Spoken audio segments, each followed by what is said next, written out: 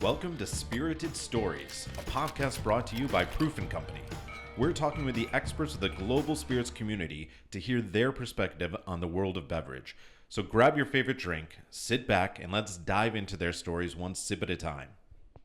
My name is Brandon Cruz. I'm General Manager of Proof & Company, and I'll be your host of the third episode of Spirited Stories. And I'm delighted to have the infamous Giancarlo Mancino here with us today.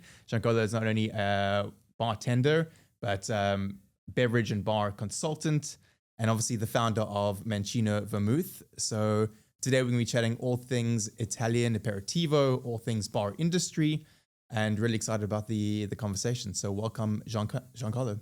Ciao, good morning. Ciao, Brandon. How's it going? Everything okay? Yeah, fantastic. So Wonderful. obviously we've hung out over the past couple of days. Yes. We had BCB yesterday, and last night we were at Anto Pizzeria, your Yes. new venture here in Singapore. Yes. I was saying to Giancarlo, it's the best pizza I've ever had in my life. Great news. And Great so news. that was a concept that you started with. Is your cousin? Yeah, my cousin Antonio. We grew up together, 10 years younger than me, in a small village in South Italy, and then he came to me one day and said, Giancarlo, I need to become like you. And I was like, okay, no problem. We had this opportunity with some partners in Hong Kong, and we came to Singapore to open a Amazing. beautiful pizza e aperitivi. That's why we're here as well to talk about it, good combinations.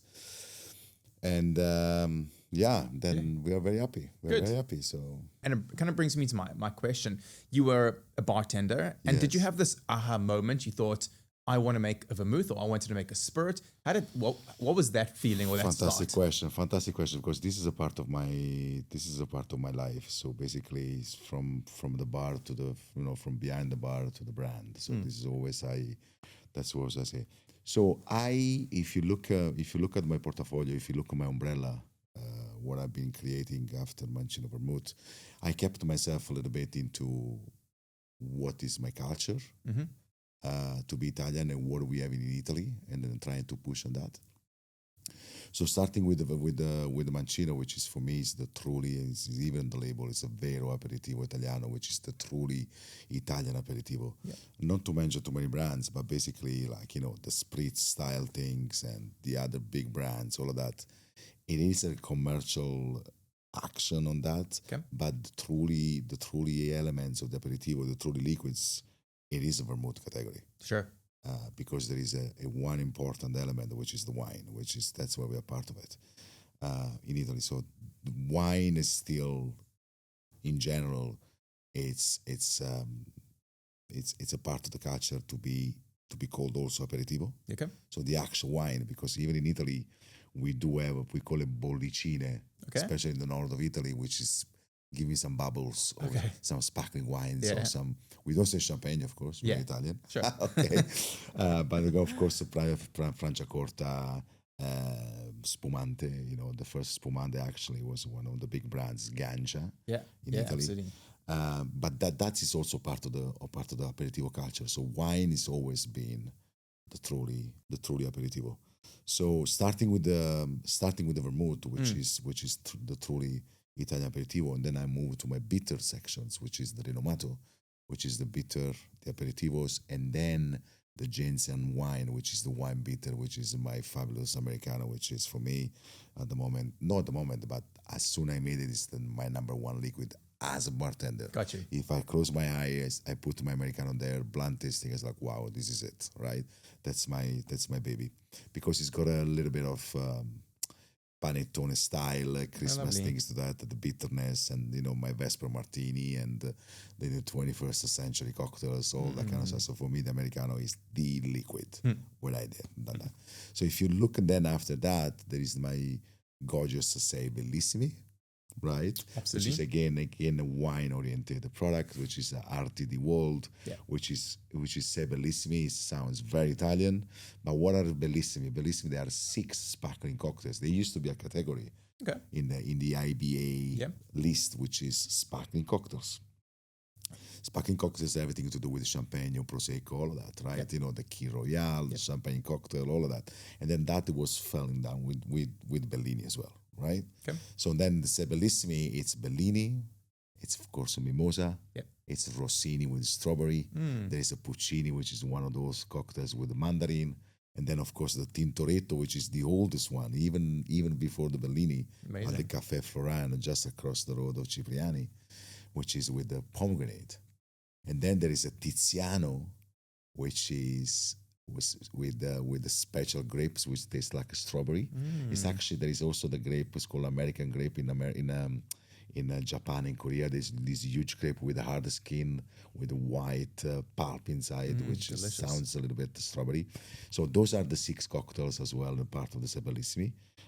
Very powerful brand. We are in airlines. We actually serving the Bellini in the Singapore airline in the business class. I believe so. We are collaborating with the Saudi Airlines in non-alcoholic versions, which is, again, this is something we can discuss about it. Yeah. And then, of course, because my iconic cocktails, which is I build up with my vermouth and my bitters, the Negroni, and then I partnership with my partners with House of Negroni, which is this is something like my little toy that is taking so much of my time. I can imagine. But I love that toy. But they are gorgeous, and for those that haven't seen it, this is beautiful, Correct. ready-to-drink can of a Negroni with obviously all your ingredients. All your Correct. So if you look at that in terms of where I done it to be Italian, to be a bartender, if you look at the vermouth and then a bitter and then a Bellini and then Negroni back again in the RTD world. Yeah. So this is part of my where I come from and where is the culture and everything.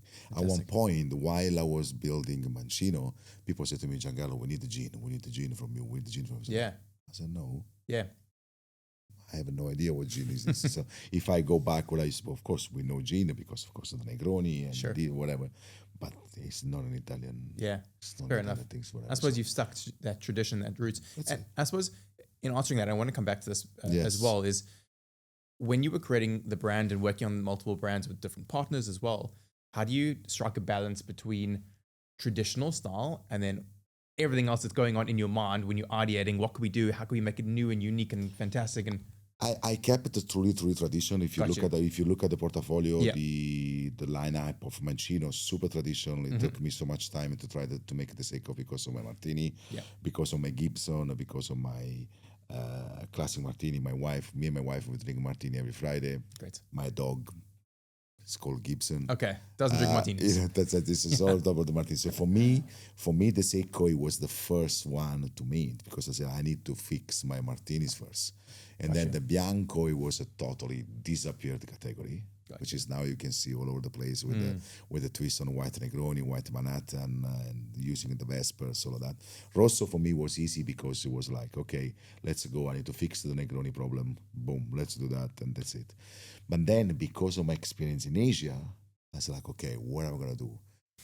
I was crazy about Japan. Yeah. Always, when I was based in Hong Kong, I was no vegan at the time. And then I was, going to Hokkaido to ski, eating scallops, coming back to Tokyo, buying huge sea urchin, uni. I said, oh my God, I need to do something here in Japan. At one point, I was going to do a sake vermouth, to be honest. Oh, wow. That was already 10 years ago, right? Okay. And then I saw so complicated in Japan with logistics, whatever, so with my name and this and that, it's like, no. Then what I say, it's like, okay, Sakura, right? Fantastic. Cherry blossom, Italian violet, put together. I kept a little bit Italian thing, basic Italian stuff, Tuscany violet, and then boom, Sakura cherry blossom. That was a big hit. We started with 5,000 bottle in 2017, and now we are around the 40,000 bottle just with Sakura, just crazy. We even look around BCV yesterday. It's one of the things that people are asking for, calling out for. Correct. Such a unique flavor, and it's really a big stamp of you on the industry. And then this is like a little bit like the out of the traditional stuff. So I went a little bit because of my experience in Asia only. But then I kept the base of the Italian. So kept the same style of my Bianco, removed some botanicals. I added some more flowers. And one of the flowers was the cherry blossom. Very similar things that what we're seeing here now, which is the Kopi. Don't get confused with the Kopi Luwak, the little animal. Keep in mind all my liquids, they're vegan. They're plant-based. There's a lot of there's big argument about that as well. So maybe it could be another podcast. But Kopi, K-O-P-I means coffee in Indonesian. again, we in Italian, we have a huge culture about coffee. This is a beautiful memory. While growing up with my grandmother, my mom making tiramisu. In Italy, in the hot coffee, we put the Savoiardi, which is the lady fingers. We used to put a little bit of Martini Bianco or Cinzano Bianco, which has the very heavy flavor of elderflower, and then there's a lot of sugar because the Bianco is the high content of sugar vermouth in the category anyway. So we used to add that, and then me remember with the fingers dipping in the Savoiardi, and then this is Kopi. Wow. This is Mancino Kopi. This is it. And then, of course, because of the evolution of the coffee experience in the world, all the barista, all the craft coffee, it sounds a little bit like a cold brew finishing. It's not don't expect like a coffee liqueur. No, you don't do an espresso martini with that, right? It's not a Kahlua or Mr. Black or whatever you want to call it. So it is still an aperitivo wine base, but it's got like a finishing, a bitterness and nose of coffee as well. And this is again because of my connection with Asia, with all the craft coffee and everything. It's not an espresso style vermouth anyway. It's a proper coffee. And then basically this is a little bit like on the side of the traditional stuff. Absolutely. If you look at Renomato as well, purely bitter aperitivo, super natural, no synthetic colors.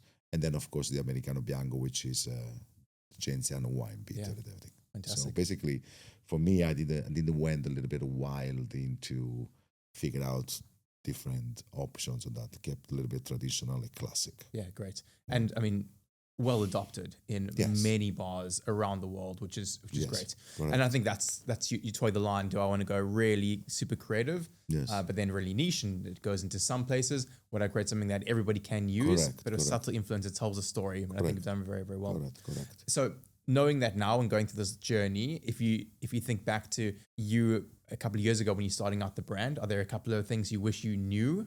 Well, the story is like there is a lot of story now. It's like, okay, my grandmother recipe, my grandfather recipe. Yeah. My father used to be this. And so again, I started as bartender behind the bar. So the input, I started my vermouth because I was not happy anymore with the big brands. I was like not happy making. I was in Hong Kong, right? And you were disappointed by the flavor? Yeah, I was weak flavor profile. The things was not there. And then of course, genes, they start to bring up a different botanicals. It's like, what's going on? Then there was the American gene profile, which was a zero London dry driven. And then it's like, what's happening to my Negroni? It's not just flavored vodka. Yeah, it's like, what's happened to my Negroni? It's like, no way, this is not my Negroni, right? And then I was like, okay, this is the input. I was like, all right, I'm gonna do that. So I went to Piemonte, meet small producers, like, okay, let's start from scratch. Done. Like, no, Giancarlo is complicated. It's like, no, it's nothing complicated. So I want this. I said, no, but you're wrong. No, I want this. Let's keep traditional. Let's go back.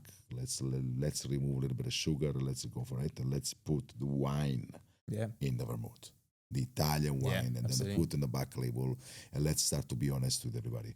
So back to your question, I think I didn't do nothing wrong with Mancino, so it was great, straight to the point. Perfect. Because of the bartender taste profile. So I went driven into the bartender world. Because if the bartender loves to make their own drinks, of course the final consumer will appreciate what the bartender does, and then of course the final consumers will learn a little bit more about the actual category. Yeah, fantastic. So that for me was great, straight to the point. There was a lot of challenge because if you look at Mancino, it's all clear bottle. It started with nearly very classic white wine bottles. So even that, the legislation, the category is like, no, you cannot use it. No, I have to use it because it has to be everything natural. So people need to understand that if there's a little bit of oxidation, they need to know which is real and no colors. Great. So yeah, really interesting. Yes. And if you had to give some sage advice to maybe a bartender who's in a bar, who's maybe disappointed by a category or wants to start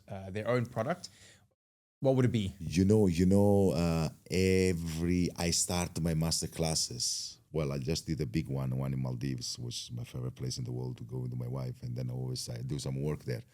When I start my master classes, always I say to the bartenders, look at me, guys. From behind the bars to behind the brand.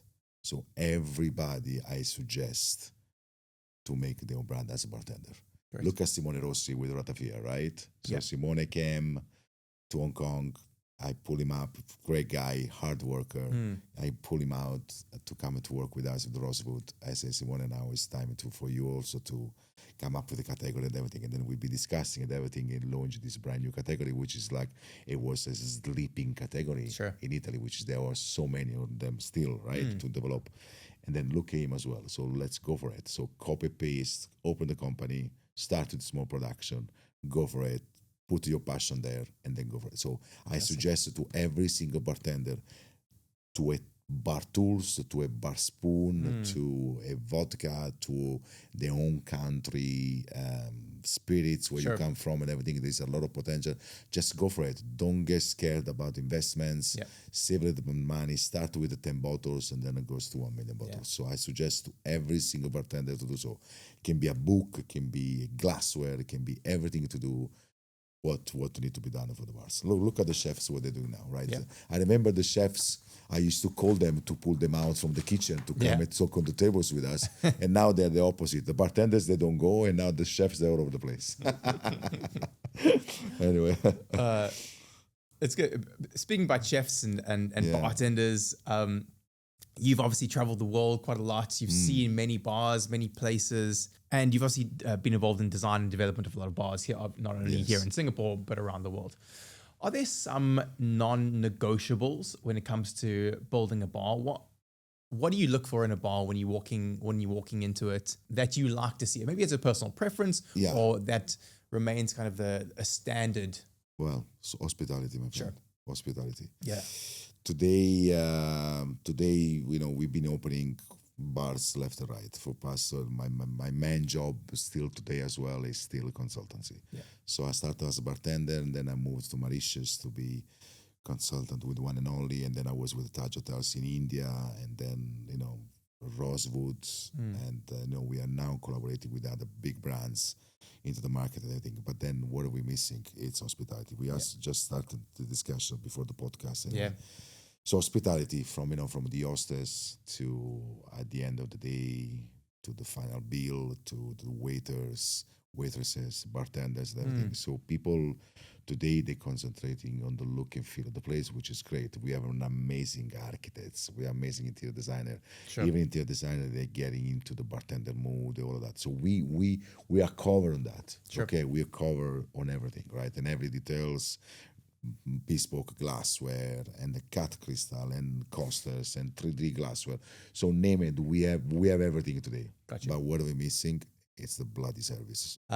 I remember specifically, I think I'll never forget, is do you remember Justin Pallock? He used to be at 28 on Concrete. Yes. He had a great way of sitting down with you at your table, not invasive, almost kind of sitting in an armchair. I know. Tell you a quick little Just to make anecdote, it a little comfortable. story. Correct. Welcome back. Good to see you again. And these are the little things that I think we're missing and we're not dialing into. I give you an example. There is, I'm not sure yet now, but I'm very curious to go back there. There is one of my favorite restaurants in the world.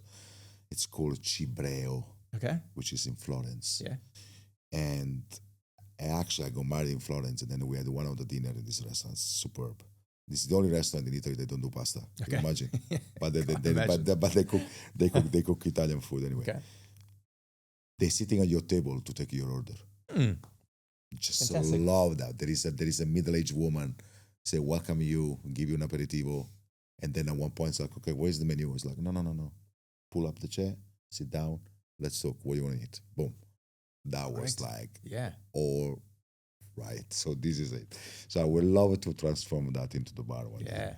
So it's fantastic. Like the bartender or the waiter sitting on the table and describe what you want to drink, and then we go the journey for that. So that's what we're missing. And I wish everybody go back, step back, get your bartenders, at least the bar manager or the supervisor, they need to be on the floor. That's it. So I learned working with Salvatore Calabrese, with the maestro, that you can do even 150 to 200 martinis a day, but you, at the end of the day, you have to stop, clean the bar, with a white jacket, with no spit on and everything, and then you go on the table and say hi to everybody, and then you can keep going on that. So has to be like this. Hospitality is the must be back to our bars, guys. And it obviously has to come from leadership. It has to be, I think, innately people want to be hospitable. I think we just need Yes. to unlock that in people. So it's the responsibility of bar managers, bar owners. We need to drive it as a culture as well. And I wonder why the bar world or just the hospitality world has moved away from it. And I don't know if I can synthesize it down or distill it down to one particular thing, but it is for me as well one of the most crucial pieces of the puzzle. And I look forward to having it being in the forefront of people's minds. Yes. Whether you have one person working in a bar or 50 people, if you stand up and have a conversation, hey guys, I'm all alone. This is me. Give me a moment. But the communication with your customers is crucial, and that's hosting. It doesn't have to be hosting. perfect service. It just has to be communication where the people are understanding. It's personality. So people that want to come to see your personality, everybody's different. So it's an element that you really need to be. You need to be, and then a smile is a super important thing. So you have to bloody smile, and then you have to be happy working, and then this is a message that the customer will come to know straight away to come back to you. That's it. I agree. So hospitality aside, we know that's really important, and I would love that to be on the forefront of the next generation, or at least the next couple of years, we bring that back. Are you noticing any trends? I feel like I'm noticing less drink trends that I have before. There used to be this, it's going to be the year of X, or it's going to be mini martinis, or it's going to. I feel like there used to be a bigger or more sensationalism around drink trends. Are you noticing anything as you travel quite a bit and you see quite a bit? I think the trends to have a direct concept to the bar, I think it's a kind of messed up a bit because of the big investments they're doing in the bars these days. Okay. Because what happened today is like the architect come first, the actual structure of the bar come first.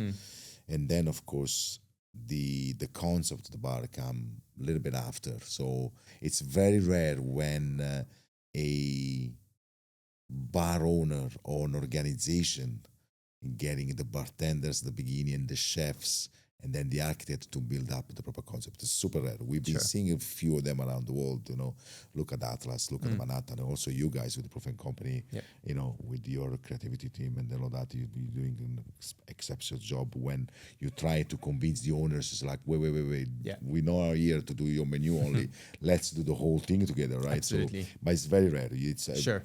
I can like maybe we have 20 concepts like this in the world, right? So the trend today, it's all over the place. It's all over the place. Yeah. So of course, back to agave. Yeah. Now, there is a Mexican and back to tacos and mezcal and rashia all over the place.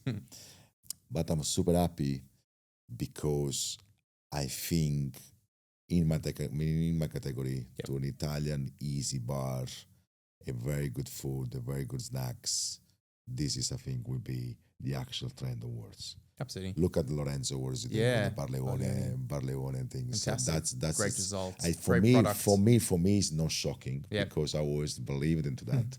I always believed into simplicity, beautiful ingredients, not too much preps, and hospitality, a good ambience, couple of sandwiches, couple of finger food, maybe one spaghetti. and then stay there with the clients and then put the ambience and that's it, and tell a little bit of story about it. I think this is the trend. Very lucky, I don't want to say because I'm Italian, but because we have a lot of more concept in Italy similar to that. So there are a lot of out there, especially in Italy as well. Look at my place as well here in Singapore. So pizza aperitivi, 10 gourmet pizzas, one pizza cooked in a metal tray, 10 aperitivos, one beer, 3 wines. That's it. So focus on sit down on the table with the customers and then have a Negroni together. I think this is the trend where I'm looking for. We'll develop a little bit more, but for me and for many, like Lorenzo and everybody, always been there.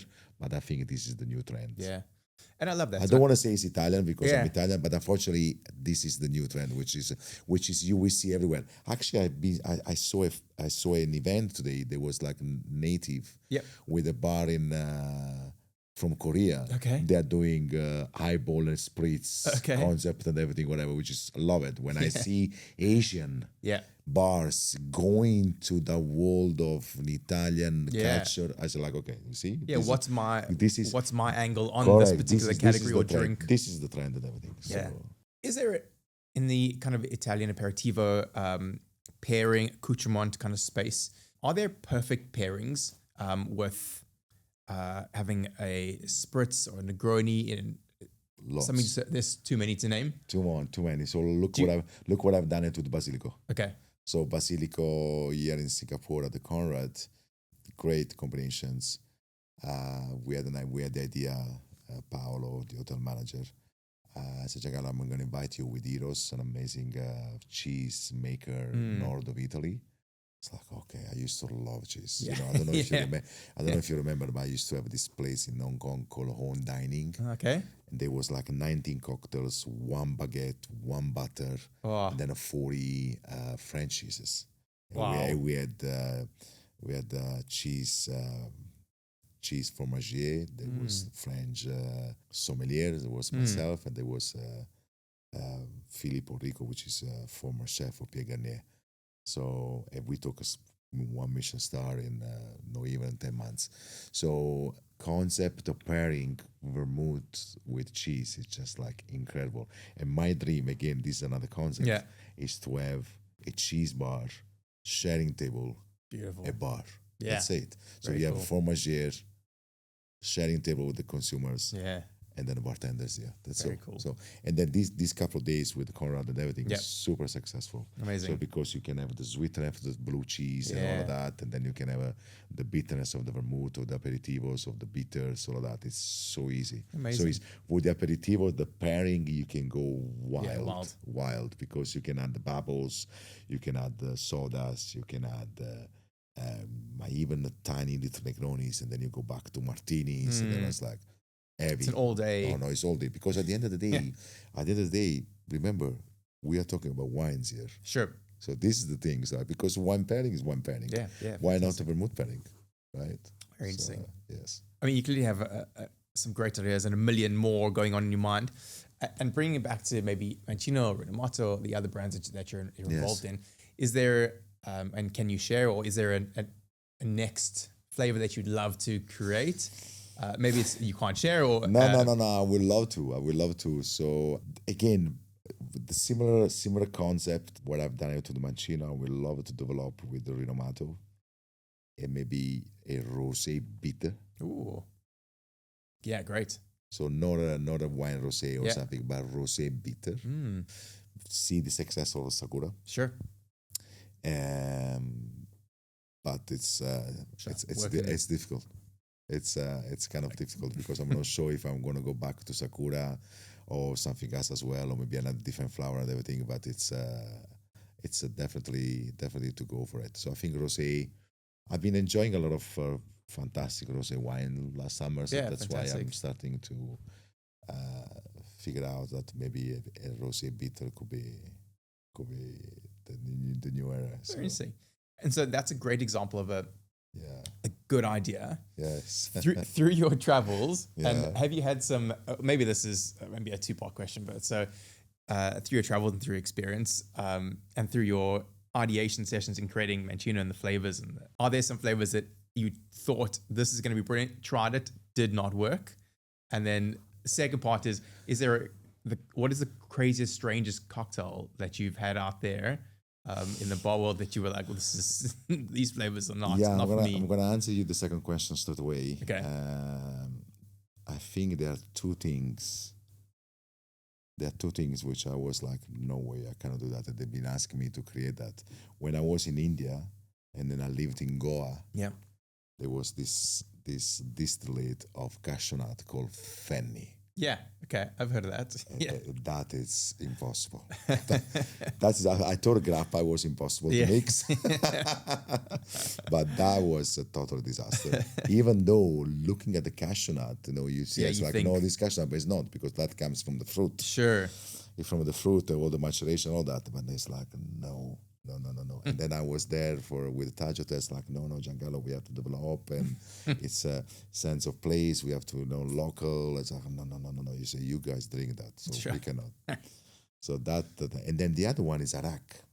Yeah, absolutely. I love Arak so much, like but it's very particular. It's very particular as well. So I remember. I think I was in the Four Seasons Maldives back in the days when we used to go there for a little bit of consultancy.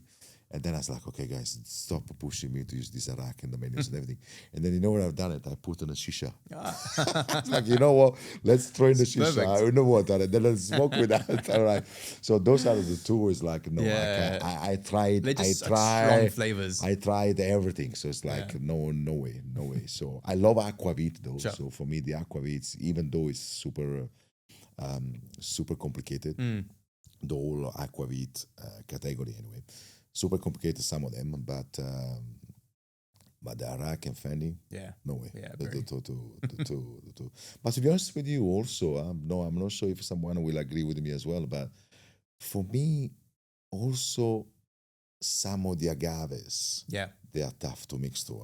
So now, okay, mezcal and tequila is fine because we are there. But if you go to Sotol, Bacanora, all that, it's they're very distinct. They're like it's tough, and I haven't seen many drinks on that. Because I think that's paralleling with Arak and Feni. I think it's in the same direction. That interesting. So, and in the development of the brand, are there any particular flavors that you tried and just couldn't get right, or still in the works? Yeah, no. I used to.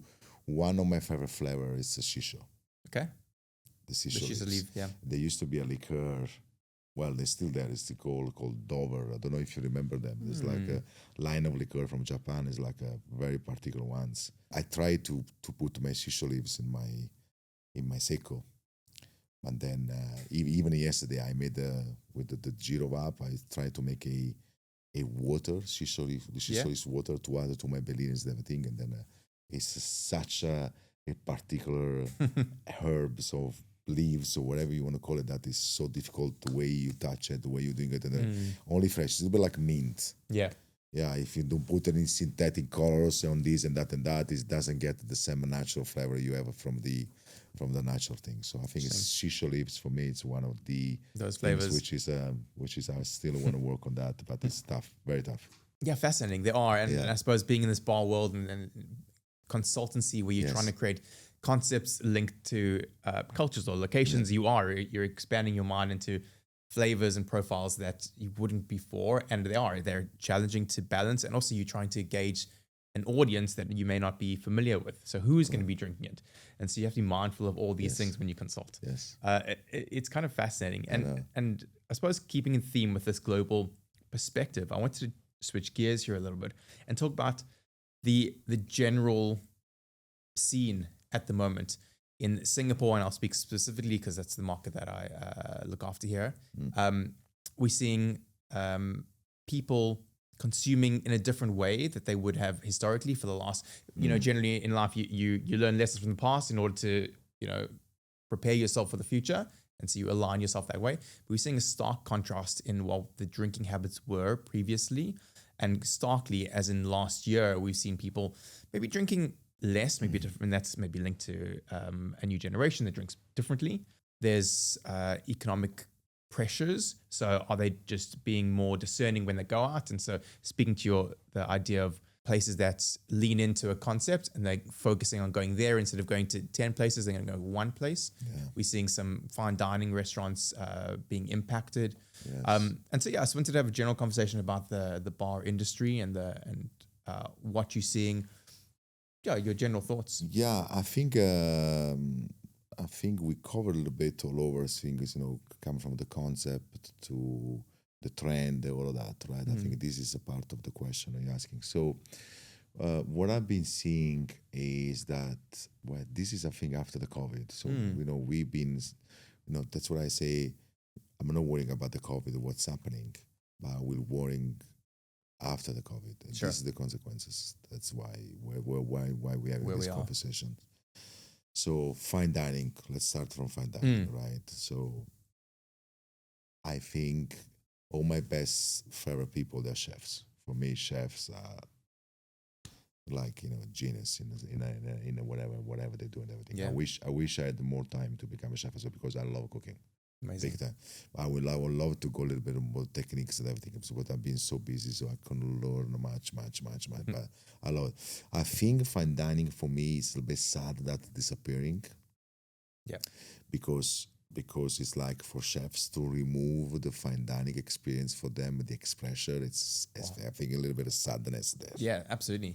But they are so smart, the chefs, that the fine dining, they are revolting. I don't know if it's the right word. They are remaking it. They're remodeling it. They are remodeling, exactly. They are remodeling in different way to make you a little bit more approachable. Sure. So before, instead to take the margin to the sky to Yeah. sell you a, I don't know, whatever, they give you a little bit less portion, a little bit more mineral version, but still the fine dining in that way to be a little bit more approachable. Absolutely. And what they do, they give you a little bit, a lot of 6, 7, 8, 9 plates, and no one plate costs you $50, and then they give you 10 plates of $1, right? That kind of thing. So I think they're very smart, which they're going in that direction. Again, as I told you before, you see chefs on the table now. They're talking to you and everything, which is that what I love. Which is before fine dining, it was like, who's the superstar behind watching everything. them. So like there are good things and bad things about it. So Correct. I love that fine dining. I wish to come back one day properly.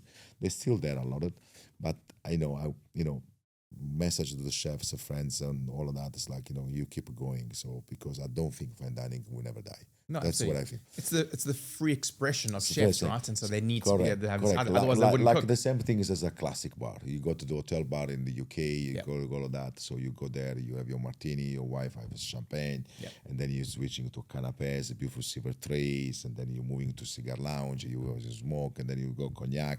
So I think that will never die anyway. Yeah. So then I believe that, there will be a little bit up and down on the fine dining, but the fine dining experience is fine dining experience at the end of the day. Interpreted in different way, but fine dining has to be there anyway. Then the other trends. Talk about trends, right? So We're no talking trends. more like what's happening in the bar It's about scene. what's happening in the bar. Yes. Yeah. So I think there is an element as well of the non-alcoholics parts, which is non-alcoholics now. They are taking over a big gap of the menus. Sure. We even, as on a consultancy point, we are putting non-alcoholics, low ABV or whatever as the first page of the menus I've seen as a well. bit of that going on now. That's the first major menus as well, and then we insisting to charge the same price as the alcoholic ones because we don't want to just put the passion fruit, pineapple, and grenadine into that. Mixed juices So together. correct. So, but we're developing fermentations and all the kombucha world, all the teas world, the coffee world, the caffeine into that, all these kind of things, which is a beautiful element to be honest. So that non-alcoholic part make straight away a line is like, why should I go have a 6-7 non-alcoholic cocktails in 6-7 bars, right? But then you have the extreme, which is everybody get shots of tequila and mezcal all over the place, right? Yeah. So it's missing the gap in the middle now, which we used to do the bars. I said, let's go there for eyeballs. Let's go there to see Giancarlo. Let's go there to see Brandon. Let's go there for jazz music, which is, again, this is another element. The music is disappearing in the bars. Yeah, which is absolutely really disaster. sad. Zero entertainment, zero that. That's another element, which is like awful. We are doing also the consultancy, pushing the music is the entertainment element very, very, very much into that, especially in the quality of sound system and the quality of all of that and the playlist, and then of course technology is there now, Spotify, all that. It's a little bit all mixed up. That's what I think. So I think it's missing between the shot of tequila together with the non-alcoholic part, two extreme elements. And then in the middle here is missing those things. That's why we're finding this gap that there's not much turnovers. People, they get confused. They don't know what is spritz still. Sure. They don't know what is highball still. They don't know, okay, Negroni is still the number one cocktail in the world. You don't see people drinking a lot of martinis anymore. Yeah. There's all these back into old school espresso martini, pornostar martini, Sure. Cosmopolitan is still Yeah. alive all over the Yeah. place. It's just like I can It's see fascinating. I can see daiquiri coming back again, but we go back to the classics, but not much into that. And then at the same time, you don't see them on the menu. So therefore, the consumers they get confused. It's like, okay, shall I have an alcoholic, or shall I get destroyed with a shot of mezcal? No, but what about daiquiri? This is a long time I haven't seen a daiquiri. It's like martini. Martini, I used to have that with my ex-husband or whatever. That kind. So you see all these messages mess up, and it's like, you know what? Do you have champagne? Can I get some? Yeah. So this is the confusing now. Yeah. Confusing the consumers because they're all over agree. the place. Something that I do when I go out and have the opportunity to speak at different conferences and events is I kind of ask a question, and I wanted to just pose this to you. Yeah. So it's a 3-part question, and I'll start with the first one, which is, if you could have a drink once a week, what would it be? Martini, Martini. 100%. Okay. If you could have a drink once a month, just one drink in a month, what would it be? Martini, And if it was once, you can have one drink every year. Martini. Fascinating. Yeah, Yes, it's yes, great. Listen, yes. at least you know what you like. Yeah, correct. Even though Yeah. I love my Negronis. Yeah, of course. Right, but Negronis is something like I can have it all the time. Yeah. Because so far today, again with the products, Yeah. right? Not just with Mancino, because when I started Mancino, we were like 40 vermouths around the world, Wow. 2011, 2012. Today, thanks to my platform, which is the Vermouth Day, which is we launched during COVID, we are about 7,000 labels of Wow. vermouths. Labels, no brands.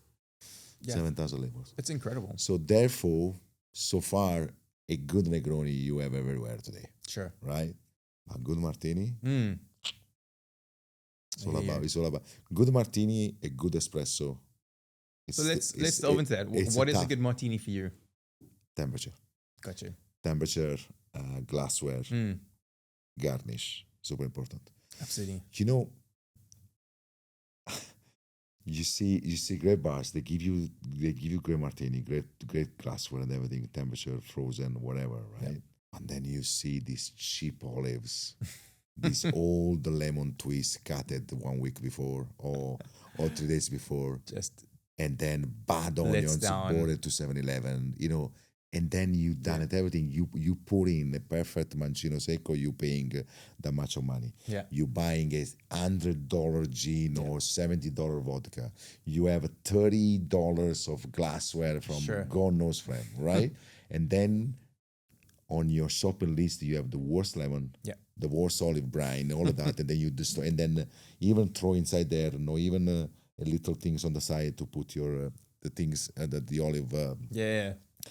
And then it's like you destroy the whole story you put behind. So it's three ingredients. Make it happen properly. Sure. Do research on that, and then that's the only thing. That's the problem with martinis. And it really takes one element to One disrupt element, that whole of course. experience. Correct, And then correct. Correct. And then people they still frozen glass. They take the glass from here, never from here. There's no little details. Martinis, Correct. it's a ritual, so it has to be properly all of that. Yeah. So, and then small glass is still a lot. You go to America, there's still 3 ounces of glasses of martini.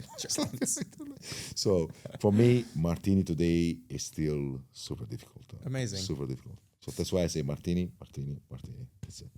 Speaking of great drinks and great experiences, can you think of a country that you've been to recently? You mentioned Greece and Turkey earlier. That's in great hospitality. Hospitalities, yes. A great country that's up and coming that you're noticing more and more from, something that you're keeping an eye on. Is there a place like that you've recently visited or know of? You're gonna be surprised what I'm gonna say now because Okay. you lived there. Yeah. But I used to hate the city, which is I call Dubai. Okay, yeah. Big fan of Dubai. Yes. Yeah. So I think Dubai is the city to watch out for. watch out, to roll up, Mm. because everything is there now. Yeah. It just need that sparkle, the good clients Fantastic. going to the places. Yeah. I think they're great bartenders, great venues. Yeah. great and spaces. a momentum that's in Dubai. Momentum That is there as well. a lot of people don't the have. whole thing, it's comfortable city, all of that. I think it just need that because there's a lot of parties going on. Sure. But just meeting that touch of classics to go in every places to refine and rebate the bar world, and then boom. I think that's the thing. That's Very exciting. That's it. For me, America is still there. I love to go to America because of the vibe on the bars and everything, because of the clients. They're very loud. I love that. It's like it's the atmosphere and everything. I'm very sad with Asia. Something's going on. You know, for me, my second home always I call Hong Kong, but it's like 2-3 years. Yep. I don't want to go in that city anymore. I don't understand what's wrong with me. So I'm been changing too. Sure. I'm living in the countryside now. It's totally different to see cows or buildings. So fair enough. So I'm changing myself as well. But it's not the vibe anymore, all of that. But definitely Dubai is very, people knows me when they're gonna listen to this podcast. They're like, wow, Giancarlo, like 6 years ago we invited you so many times to Dubai. It's like, no, I don't want to come. Even though it's fantastic market for us, for our products, everything, all of them actually. But definitely Dubai, I'm going 3 times a year now. It's like, it's got that. Yes. Yeah, I love it as well. I think it's they've got the consumers, the people willing to spend, willing to try. But they still, the consumers, they still need to be a little bit work. So I think bartenders and chefs, we need to work with the consumers. Correct. Because it's still, they're there in and out, the good ones, but the permanent there is still, they're still finding the right way for what we want as bartenders and everything, to have the perfect bars and everything. Amazing. Yeah. I suppose we're almost out of time here. Is there anything else you want to let people know what you're doing, what's going on in the Giancarlo Mancino world? Yeah, this is the last things maybe we can discuss about it. It's my RTD world, right? Okay. So the RTD done it in proper way. I think it's the way to go. There was, again, also thanks to COVID, creating all these mocktail programs here and there, all that. So the latest project, which is I'm very, very excited that this is the latest in terms of liquid, in terms of lifestyle, in terms of position myself again in Italian, which is the House Negroni collaborations. Yep. So we have become partner with the 3 guys, you know, as well from Dubai. From Dubai, yeah. Fantastic platform, you know, from our friend John, Rob, the designer, and Giorgio. Yeah. So I went to them and said, guys, you know, now we need to take some to another level. So we moved the company to Hong Kong and we started to do the first cans, which is my liquid. Yeah. So fantastic liquid. We're launching the Negroni Svegliato with Salvatore Calabrese in collaboration also with La Marzocco. Beautiful. In Milan during the design week. Very exciting. And then, of course, the second element is, of course, is a merchandising lifestyle, pop-ups, and talking about the Negronis. Sure. Negroni guides, all of that. And then the third element we are building up House Negroni cafes, House Negroni bars, House Negroni beach bars and everything. So this is the element. So we are putting all these 3 elements together and we are building up. It's an ecosystem. I have fond memories of going to John's house where there was a table. Everyone was learning how to make a Negroni or a martini or something like that. Correct. And he did a fantastic job of bringing those concepts to life. Correct. And if that is kind of what I have in my mind's eye, So that's what needs. It needs supported by a structure. Yeah, the structure of the business I structure in such a way that, you know, we have a logistic people, now we have the PR companies. So now we're building the new website and we do a lot of collabs now. Yeah, so the first one, which is I love it, is the La Marzocco one. So we are taking over this beautiful old newspaper shop in Italy. Oh, wow. And we are building up, we are launching this Svegliato with Salvatore on the 10th of April, which is the day after my birthday. The design week in Milan is gonna be it and everything. So this is my baby, which is again a part of where I am because of again another Italian thing into that. And yes, this is I'm very super excited. Very exciting. I mean, I cannot wait to taste it, to experience these kind of pop-ups. Yes, correct. Wilson, thank you so much for joining us on Spirited Stories by Proof & Company. We love having you here. And I look forward to seeing you back in Singapore. Fantastic. Or on the road at one of the events, because I know that we'll all be out there. Of course. Thank you so much. Grazie, London. Thank you. Thanks for joining us for Spirited Stories, brought to you by Proof & Company. If you enjoyed today's episode, don't forget to subscribe, share, and leave a review or suggestions on individuals in our community that you would like to hear from. Until our next episode, cheers.